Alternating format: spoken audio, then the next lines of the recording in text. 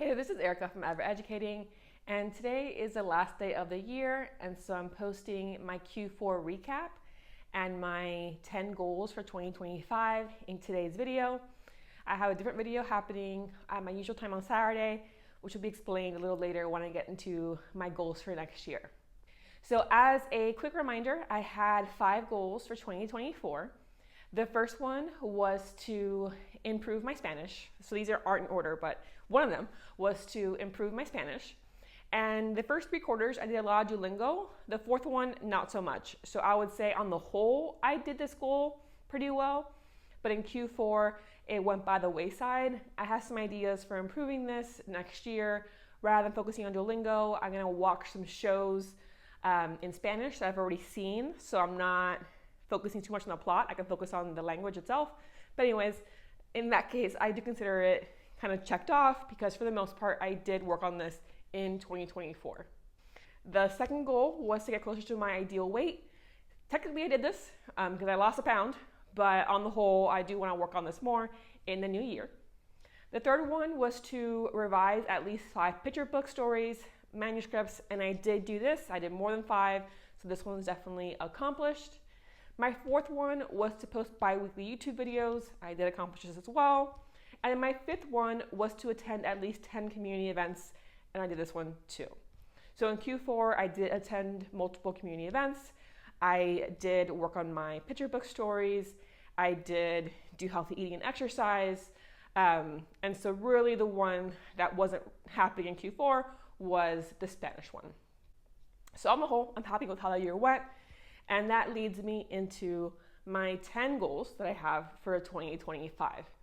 The first one is to start a physical hobby. So my hobbies tend to be reading, writing, watching videos, creating videos. So I want to find a physical hobby that I really enjoy, whether that is basketball, volleyball, pickleball, softball, whatever the case might be, dancing. I do want to find something that is more movement motivated when it comes to a hobby, just to help with that healthy lifestyle goal that I have.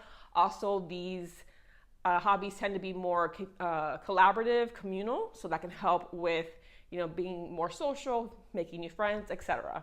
So that first one is to start a physical hobby.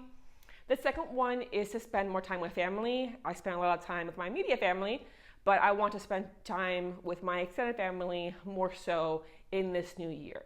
So that's one of my goals as well. My third goal is to make more strategic business decisions for Ever Educating. So spend more time reviewing potential sponsorships, considering if there's any products I want to create, and so on and so forth, giving more thought to the video topics that will be happening on my YouTube channel, spending more time promoting my videos, potentially doing a few more blog posts. So just making more strategic decisions for Ever Educating. And that leads to my fourth goal, which is to do at least bi-weekly videos on my channel. I'm going to attempt going back to weekly, at least for Q1, and see how it goes.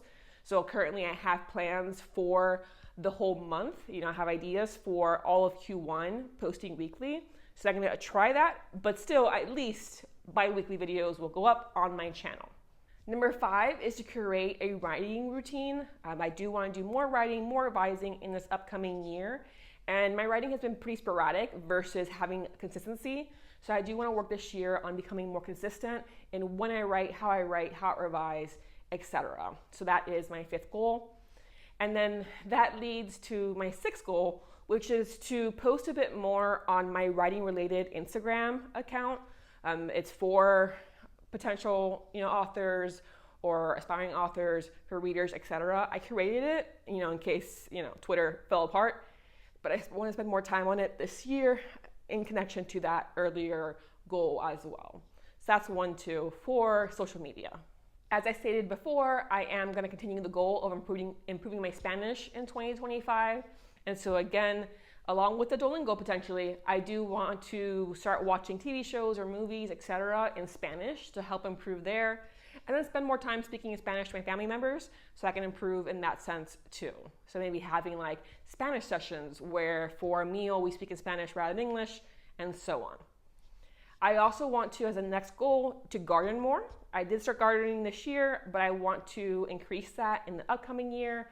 I did a few herbs in my herb garden, but I actually want to try flowers this year and see how that goes. So that's one of my goals too. And then number 9 is to declutter my bookshelves. I have multiple bookshelves in my house.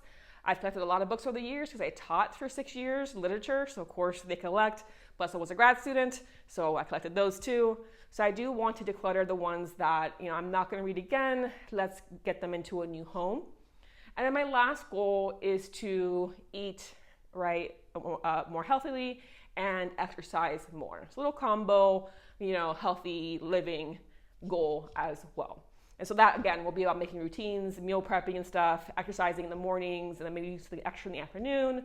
So those are my 10 goals for 2025. Most of them are process goals like usual. It's not a one and done, but we'll see how the new year goes. I'll do my recap videos like usual every quarter. But like I said, come Saturday, usual time, we'll have a brand new video because I do want to be more strategic this year in the videos I post. Hopefully, if you're not subscribed yet, you will find a reason to subscribe to my channel. Usually this channel is about teaching tips, advice for activity ideas, ed tech tutorials, and the like. And so as I said, we're going to start with a kind of tech theme in the new year. So if that interests you, go ahead and subscribe, and I'll see you next time with a new video. I hope you have a wonderful 2025.